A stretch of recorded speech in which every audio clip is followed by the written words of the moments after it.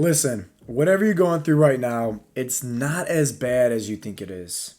Hear me out. I want to start off today's video telling you a little story, and I highly recommend, if you don't believe me, go look up the story for yourself. There's this guy named John, right? And John lived all the way in, I think it was Austin, Texas, and he had these big hopes and dreams of just like having this supplement store, right, with Whole Foods, everything like this, just clean. Once again, like that was his dream. This was his passion. And at the time, John was a college dropout. Like he's like, dude, I already know what I want. I don't want to, go the whole route of, finishing up school and, spending more money on, tuition and books and loans. I'd rather just, put my life savings into my dream. And I 100% respect that, right? Who doesn't? That's admirable. So anyways, John ends up doing this, and he's pretty much like living in his, shop where there's not a lot of products. It's very, very small. He's literally sleeping there. There's no shower. So he's literally using the dishwasher to shower, that's who he was. Fast forward a couple years of literally doing that, right? This wasn't like several months. This was a few years of doing this. He eventually gets some investments going, right, from different investors, that, loves his idea in terms of what he wants to do. And he ends up getting this like huge, big, like 10,000 square feet, which is pretty big, during especially that time. Like this was way back in the day. And when I tell you guys who this story is all about, I'm pretty sure you're going to look it up for yourself. So you can find out more specifics in case I'm missing anything here. But for back in that day, 10,000 square feet for like this like supplements, type product of a store was a lot, and so it's like he got to open up this huge store. He also got to like have like several, I think it was like 18 or 19 employees rather than it's just him himself, because once again, these investors, they believed in him. They believed in his, mission statement, and I think it's awesome. So he gets the funds, life's going good. And then all of a sudden there's a huge, massive flood that sweeps his store, like literally, and he didn't have any insurance actually, like no insurance whatsoever. Destroys all the products, destroys the whole entire store, right? Once again, no insurance, so like everything's gone, right? Fast forward, right? He eventually gets, several people within the community, his employees, all these, people that wanted to help John out, kind of put together, obviously, enough, money to resource everything and get the, funds necessary to obviously do the recovery process, do the cleanup process, and get the ball rolling again. Now, there's a lot of ups and downs during that tragedy that John was going through, but look at it where it's at today. What is the company that I'm talking about? Whole Foods. So if you never heard about Whole Foods, well, type it in Google, right? And take a look at, obviously, John's story, how he got started, everything he had to go through. A lot of people would probably quit. It's like, dude, you're sleeping in your shop, and it's like you're bathing in the dishwasher. Like, you should probably find a new gig. And then on top of that, it's like, hey, when everything's going great, you got employees, like you're not working literally all day long. Like you can actually outsource and get your time and enjoy it with your family and your friends, etc., and do the things you want to do. All of a sudden, this big flood, right, comes sweeping by and destroys the shop, and it's just like, put yourself in John's shoes. He's probably thinking like, dude, this sucks. Like, I dropped out of school. I wanted to do this so bad. Like, this is my passion.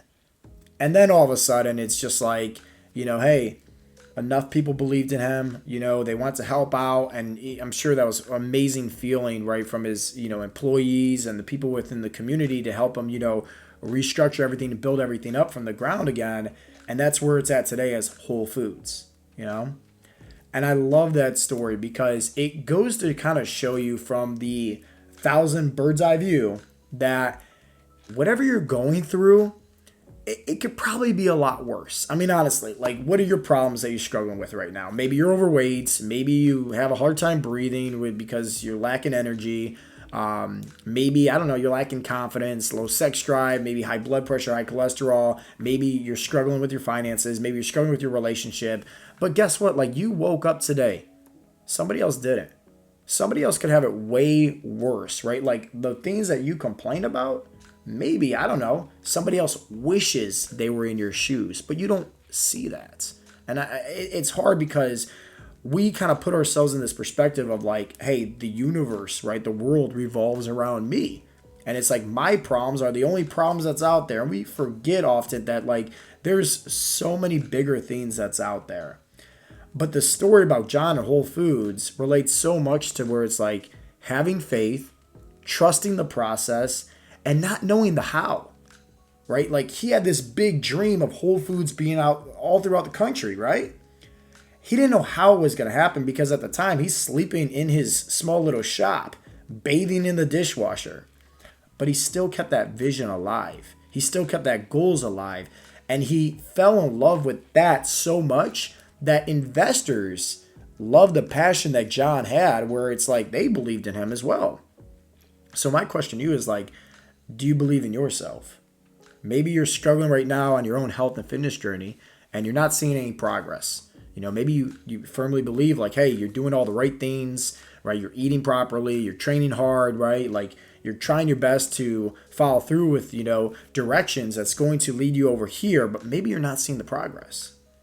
Do you believe in yourself that, hey, you can get over here because over here, hey, like think about it, new habits, new mindset, new perspective, everything like that that we're trying to get rid of. It's going to take something that's typically traumatic, stressful. Hate to say it, but that's the reality. It's like there's an old you, an old version of yourself that you pretty much have to die off and kill. And that means you got to go through some challenges because the better version of yourself, that 2.0 version of yourself, they're over here with a brand new mindset. They're maybe more confident, right? They have a better mindset in terms of like they're more goal oriented. Maybe they look at these challenges, right, as not just opportunities, but more so of like, hey, like I'm going to get through this. It's not a challenge. It's an opportunity, but I'm going to get through this. I don't know how, but I know that I will. And they have full trust, they have full faith that it's all going to work out in the end. And so that's why I asked you is like, do you believe that about yourself? You know, it's like somebody could easily be watching this and say, yeah, I believe that about myself. But it's like a different perspective is, do you believe that about yourself during the hard times? That's the reality. You know, we talk a lot inside of our coaching program about feeding the good wolf versus feeding the bad wolf. But it's like, if you show up when there is no stress, there's no drama, life's great, and you're working out, you're eating healthy, yeah, you're feeding the good wolf, but you're feeding it Scooby snacks. Now, on the flip side, let's say you don't want to show up, right? Like, let's say like you got all this stress on your plates, like nothing's going your way, you're feeling a little bit discouraged, depressed, whatever the case may be, like hardships, challenges that you're going through. Well, all right, now are you really feeding the good wolf? Because if you're feeding the good wolf in the midst of those challenges, well, now you're feeding it the steak, not the Scooby snacks, the steak. But this is where a lot of people fail. Because when they're underneath all this stress, they typically go this route of feeding the steak that they're presented with, the challenge, the opportunity, to the bad wolf. And they wonder why they never have long-term success. So I want to give you some tips, right? In terms of like what you can actually do to just like improve, you know, maybe your mindset during these challenges, maybe your health and fitness journey, whatever the case may be, you know. And the first thing that I recommend is reach out. You know, a lot of guys, you know, in general, we have the hardest time with that because we feel like we can, you know, do everything and anything. You know, hey, we're supposed to be the support of our families. We're supposed to be, you know, the ones at work. We're supposed to be, you know, da-da-da-da-da-da-da. But the reality is like every time there's stress, adversity, and we are bundling up, just hold it in. All we're doing is literally dropping Mentos into a Coca-Cola bottle where eventually that thing's going to explode. It doesn't matter how tight we put on that cap. It's going to explode because of all the stress and turmoil that we're putting ourselves through. So the first tip is honestly reach out. And this is why I'm a big believer that like accountability and support and community, that's always going to be one of the greatest tools to help anybody get to where they're trying to get to. If you want to change your identity, Well, yeah, you can create new habits for yourself. You can create new belief system about yourself. But the fastest way to change your identity is like literally just put yourself into the environment that you want to be surrounded with. Maybe like-minded individuals. It's like my son, he's right now 5 years old. He does not know how to speak any bit of Italian. But if I was going to ship him off to Italy and he was going to spend a whole year over there and then come back, guess what? He's going to know a lot of Italian. He doesn't know anything now, but he spends a whole year over there. He's going to come back. He's going to know some Italian. Why? It's not like he learned how to speak it over here. No. He was surrounding himself with the environment. The people that he was staying with. Maybe they were fluent in Italian, where it's like he had to learn. And that's how our bodies are and our minds, right? We're made to adapt, right? Nobody wants to just go somewhere and then they're like, oh, I'm going to die over here. Like, your brain stops working, your body stops working, your hormones start. No, your body's always going to adapt. Your mindset's going to adapt as well. So it's like maybe the fastest way for success for maybe you watching this right now is surround yourself with the environment that's actually going to force you to adapt in a good positive note. Meaning like, hey, these people that I want to surround myself with, maybe they're not partying on the weekends and doing drugs and alcohol and not caring about their health and not caring about their families. Maybe I want to surround myself with people that actually care about their health and fitness journey. They care about others. They care about their families. They want to be more of the, the light in this dark world. Those are the people I want to surround myself with. And sure enough, like you're going to be more focused and start becoming like them because you're surrounding yourself with that environment. So hopefully that makes sense. The second key tip is a perspective shift. Honestly, like the biggest perspective shift in all this is understanding that maybe something that's going on in your life, maybe it was a challenge, maybe it was a storm, like it's either an opportunity that you can grow from. Because remember, we're trying to get over here in this 2.0 version of ourselves, but if we're stuck over here in this 1.0 version of ourselves, there needs to be something called a leap, a big step, a step outside what? Our comfort zone of the 1.0 version of ourselves to become this 2.0 version of ourselves. Remember, right? Like anytime we're outside of our comfort zone, it's typically uncomfortable. It's typically hard at times. So realizing, having this perspective shift where it's like to get over here, maybe we have to go through these challenges. Maybe we have to go through these opportunities because it's going to either help us grow or key thing here that I want to say, maybe these challenges and even these setbacks are actually opportunities for a greater comeback. Think about it like this, right? If let's just say life is never testing you, right? And you have this big goal in front of you and it's like an archery goal, okay? But there's no tension, there's no stress. Well, that's like me having this bow and arrow and I'm just pulling it back just a little bit. Well, guess what? I'm, letting go of the bow and, how far is that arrow going to go? Is it ever going to, hit that marker? Probably not because there's no tension, there's no stress. So you never know, what maybe God, right? The universe, whatever, floats your boat here is pulling back on your life to catapult you forward. Let me repeat that one more time. You never know about these challenges, these struggles that might be catapulting you back only, right, to set you forward. Keep that in mind. Stress, tension, right? It causes sometimes some good things to happen in our lives. I mean, if we never, let's say, if we went to the gym and we just always did bicep curls with 5-pound weights, we're going to get used to that. There's not going to be that stress. There's not going to be that tension anymore. But now we start focusing on lifting heavier and doing more reps and supersets and more volume, etc. Progressive overload. Now there's more tension. Now there's more stress. But hey, now we're getting the muscle definition. Now we're getting the biceps. Now we're getting the growth. So keep that in mind. And the last thing, I want to always say this because if you're a member inside of our coaching community, or if you're just on your own journey, this is going to be probably one of the biggest things that I have to address. Don't compare yourself to others. So, for example, if let's just say, you're on Facebook and you're seeing all these people crushing it on their weight loss journey and, maybe you're struggling, whatever the case may be, or hey, you're inside of our, coaching community where, maybe everybody's posting their wins on Sundays and it's like you're seeing that, but you're not seeing your own data. It can become very discouraging. Comparison is the thief of all joy. And the biggest thing that we have to keep in mind when it comes to comparison is that we should never be comparing, let's say, our first week to somebody else's like 20th week, right? are day 1, chapter 1 to somebody's like, chapter 18. That's the problem, right? Is that once again, we compare. We want that lightning speed success. We want that Amazon Prime. Tomorrow I want 6-pack abs, right? Fast food. Give me all the, the glory now. It doesn't work that way because 2 reasons. 1, we didn't get fat overnight, so we can't expect to have 6-pack abs the next day.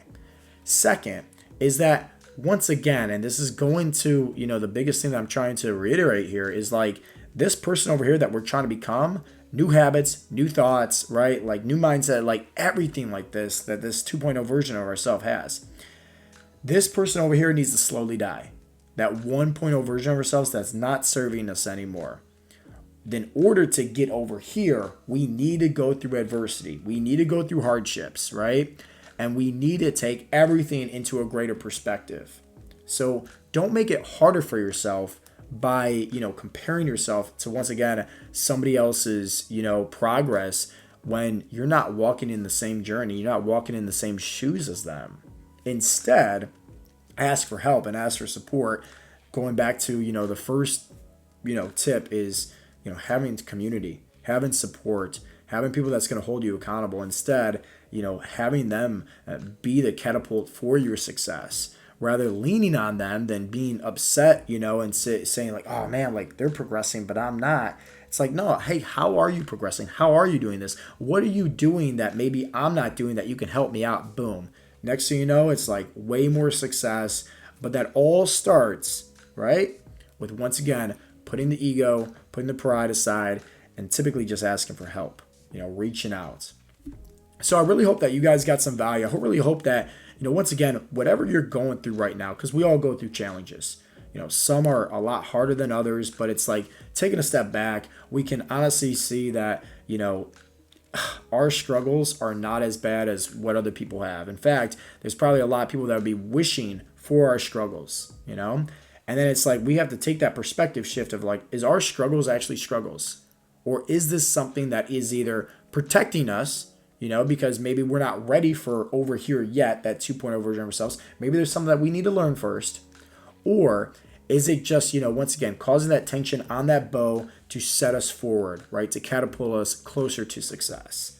Regardless, there's a big perspective here, a different mindset shift that you can probably take away from. And I would love to know your feedback, honestly. So with that being said, if you did enjoy today's video, definitely give this one a thumbs up. But also, leave a comment down below, like letting me know what is your biggest takeaway from today's video, and hopefully the story that I mentioned, in the beginning about Whole Foods, and go look up that story. It is really, really inspiring because keep in mind, like this John guy, he had the vision clear in his head. Despite everything that he was going through, he still kept that alive. And I encourage you that, don't get derailed when life's throwing you challenges and curveballs. Keep that vision, right, in the forefront of your head, and constantly be focused on that despite, what's going on, because you never know, and don't really stress about the how. Just have full faith and trust in the process that you will eventually get to where you're trying to get to, as long as you don't give up. That's the key. So once again, hopefully you guys enjoyed today's video. Leave a comment down below letting me know your biggest takeaway. And if you have not subscribed to my YouTube channel, I would greatly, greatly, greatly appreciate that. As always, guys, this has been Coach Joe with Heartletics.com. I will talk to you in the next episode. Peace out, Girl Scouts.